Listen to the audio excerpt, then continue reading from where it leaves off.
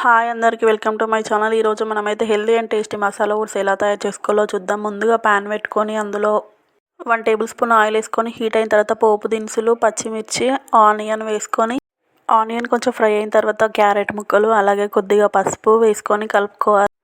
అల్లం వెల్లుల్లి పేస్ట్, అదేవిధంగా ఒక టమాటాని అయితే చిన్నగా కట్ చేసుకొని వేసుకోవాలి. తర్వాత అందులో మసాలా ఓట్స్ని అయితే యాడ్ చేసుకొని ఫ్రై చేసుకోవాలి. మంచిగా కలుపుకుంటూ 1 నిమిషం ఫ్రై చేసుకోవాలి. ఎలాంటి ఉండలు లేకుండా మంచిగా కలుపుకోవాలి పొడిగా.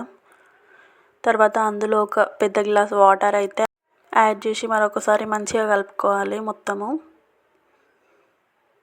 తర్వాత కలుపుకొని రుచికి తగినంత సాల్ట్ వేసుకొని మూత పెట్టుకోవాలి. ఒక 2 మినిట్స్ తర్వాత మూత ఓపెన్ చేస్తే మనకి ఈ విధంగా మొత్తము ఉడికిపోతుంది.